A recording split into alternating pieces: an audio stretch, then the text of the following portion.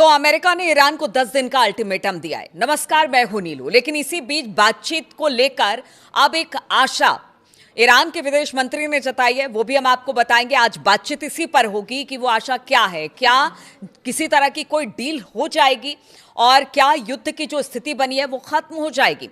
तो अमेरिकी राष्ट्रपति डोनाल्ड ट्रंप ने कहा है कि वो ईरान पर एक सीमित सैन्य हमला करने पर विचार कर रहे हैं और इसका मकसद तेहरान को न्यूक्लियर प्रोग्राम रोकने के लिए एक डील पर सहमत होने के लिए दबाव बनाना है। एक पत्रकार के सवाल के जवाब में ट्रंप ने ये बातें कही। जब ट्रंप से पूछा गया कि क्या अमेरिका बातचीत के दौरान लिमिटेड मिलिट्री एक्शन ले सकता है, क्योंकि ये बात लगातार उठ रही थी जब विद्रोही ईरान की सड़कों पर नारे लगाते हुए घूम रहे थे, उस वक्त भी कहा यह गया था कि अगर ईरानी सरकार ने इन विद्रोहियों पर जुल्म किया, अत्याचार किया, तो फिर एक कार्रवाई की जाएगी वहां की सरकार पर और वहां से जो अली खामनेई की सरकार है, सत्ता है, उनको अपदस्थ कर दिया जाएगा। और अमेरिका की मंशा भी कुछ इसी तरह की थी। इसलिए अब यह कहा जा रहा है कि ईरान में कोई बड़ा मिलिट्री एक्शन की जगह हो सकता है कि एक लिमिटेड मिलिट्री एक्शन हो। और इसी को लेकर जो डोनाल्ड ट्रंप थे, उन्होंने अपनी बात कही है। उन्होंने कहा कि मुझे लगता है कि मैं इस बारे में विचार कर रहा हूं, यानी कि कोई बड़ा युद्ध ना हो, कोई बड़ी टकराहट ना हो, सिर्फ वहां पर जो रिजीम है उसको चेंज कर दिया जाए। क्योंकि देखिए, व्हाइट हाउस में जो प्लान तैयार हुआ है, जिसका जिक्र पहले भी मैंने किया था, कि वहां पर अब कोशिश ये की जा रही है कि चरणबद्ध तरीके से ईरान पर हमला अमेरिका करे। लेकिन अमेरिका भी, जो ईरान है वो भी लगातार अमेरिका को लेकर चुनौती दे रहा है और वो यही कह रहा है कि बातचीत यानी डिप्लोमेसी वो अपनी जगह पर है, लेकिन ईरान युद्ध के लिए भी तैयार है।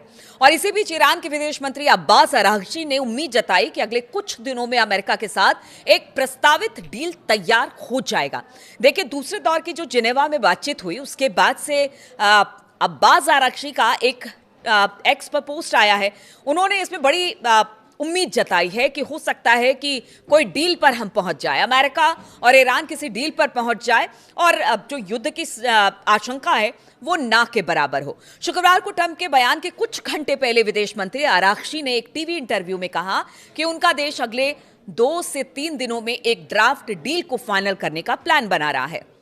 अब देखिए, 10 दिन का अल्टीमेटम ट्रंप की तरफ से। उन्होंने कहा कि और समय नहीं दिया जाएगा ईरान को। अगर बात सुनते हैं तो ठीक है, वरना हमला किया जाएगा। यानी एक तरह से प्रेशर टैक्टिक्स के तौर पे से देखा जा रहा है। एक प्रेशर बनाने की कोशिश ईरान पर बहुत पहले से की जा रही है और अब 10 दिन का एक अल्टीमेटम। और जिस तरह से वहां पर ईरान के आसपास, चाहे यमन की खाड़ी हो या फिर स्ट्रेट ऑफ हॉर्मूज हो, हर तरफ हम देख रहे हैं किस तरह से डिप्लॉयमेंट है। अलग अलग अमेरिकी एयरबेसिस पर डिप्लॉयमेंट है। इससे पहले कभी इतना बड़ा जमावड़ा अमेरिका के मिलिट्री का कभी नहीं देखने को मिला किसी देश पर हमले से पहले। लेकिन ईरान में इस तरह की चीजें हो रही है। अब इसी के बाद यह कहा गया है अब्बास अरागची की तरफ से कि दूसरे दौर की बातचीत में हमने कुछ बात की है, जिसमें कि कुछ फाइनल प्लान बन सकता है, जिसे वॉशिंगटन भेजा जाएगा।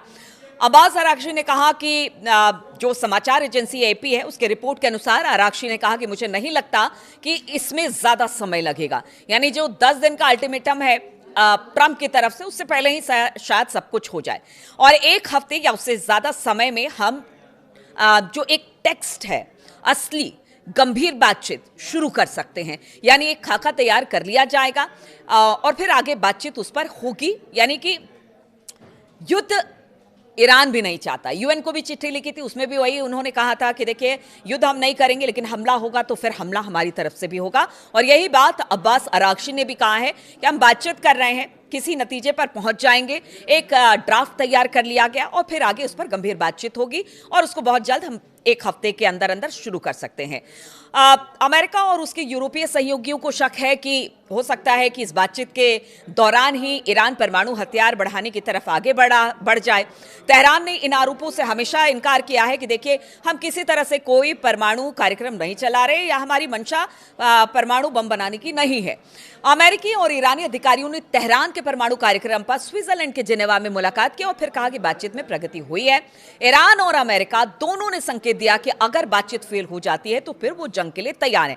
अब अगर अब्बास अरागची का जो एक्स पर पोस्ट किया उसमें उन्होंने कहा है कि हम बातचीत के लिए आगे बढ़े। और जहां तक अमेरिका जो कि 0% इनरिचमेंट की बात कह रहा है, इस तरह की तो बातचीत हमारे बीच हुई ही नहीं है। अमेरिका दबाव नहीं बना रहा है किसी तरह की इस पर बातचीत नहीं हुई है 0% इनरिचमेंट की। तो फिर आखिर ट्रंप बार बार क्यों कहते हैं कि आप इनरिचमेंट अपना रोक दे, आप यूरेनियम का इनरिचमेंट ना करें?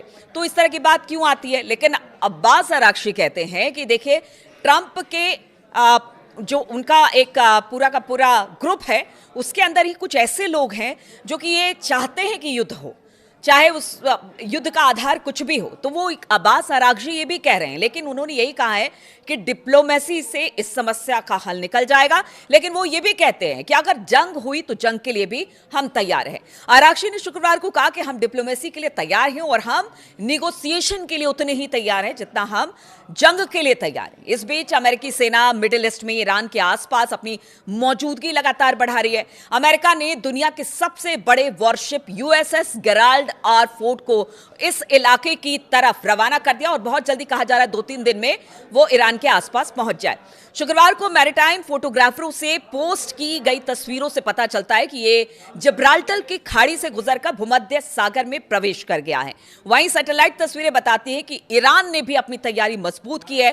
उसके साथ ही देश के सुप्रीम लीडर अयतुल्ला अली खamenei ने सोशल मीडिया पोस्ट में अमेरिका को भी धमकी दी है। तो देखिए, धमकी भी हो रहा है, बातचीत भी हो रहा है। अरागची ये कहते हैं कि 0% इनरिचमेंट की बात तो अमेरिका से हुई ही नहीं है।